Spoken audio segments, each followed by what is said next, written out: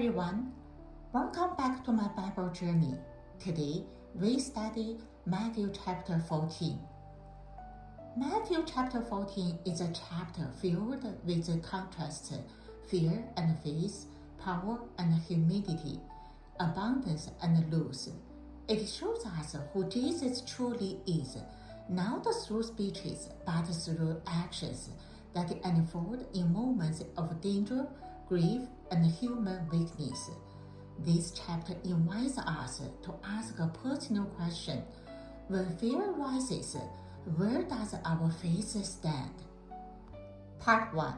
The death of John the Baptist. Truth that costs everything. The chapter begins not with a miracle, but with a tragedy. King Herod hears about Jesus and is haunted by guilt. He fears that Jesus might be John the Baptist raised from the dead. Matthew then reminds us why John had boldly spoken the truth, condemning Herod's unlawful marriage to Herodias. John was imprisoned, silenced, and finally executed, not because he committed a crime, but because he refused to compromise the truth. At a banquet filled with luxury and pride, a rash oath is made. A young girl dances, Herod boasts, and the prophet lost his life. John's hand is brought on a platter. This moment reminds us that faithfulness to God does not always lead to safety, but it always leads to truth. Part 2. Feeding the 5,000. Compassion in the face of need. When Jesus hears of John's death, he withdraws to a lonely place, yet the crowds follow him. Instead of turning them away, Jesus is moved into compassion. He heals the sick and cares for the people until evening comes. The disciples see only the problem. We have here only 5 loaves and 2 fish. But Jesus sees an opportunity for faith. He tells the crowds to sit down, look up to heaven, gives thanks, breaks the bread, and the impossible happens. 5,000 men, not counting women and children, are fed, and in the end, 12 baskets are left over.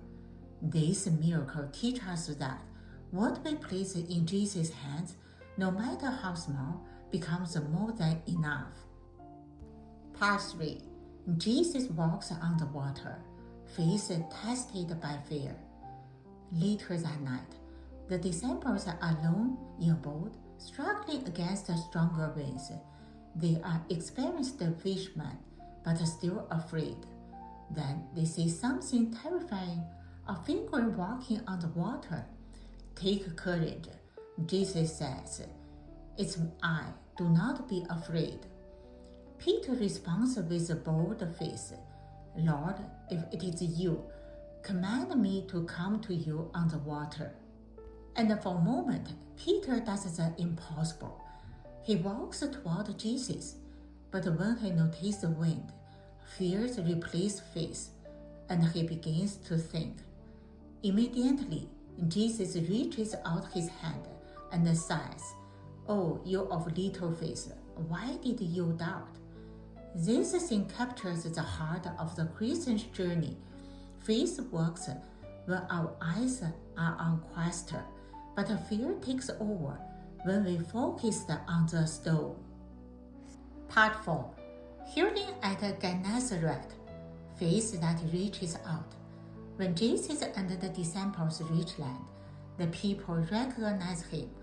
The sick are brought from every place, and they beg just to touch the end of his cloak. And all who touched him were healed. No speeches, no dramatic gestures, just faith reaching out and power flowing freely. Conclusion. Matthew chapter 14 shows us a Savior who is sovereign over death, nature, hunger, and fear. The chapter ends not with fear, but with worship. The disciples declare, Truly, you are the Son of God. Matthew chapter 14 is coming to the end. Thank you for watching. If you like, please share and subscribe. See you Matthew chapter 15.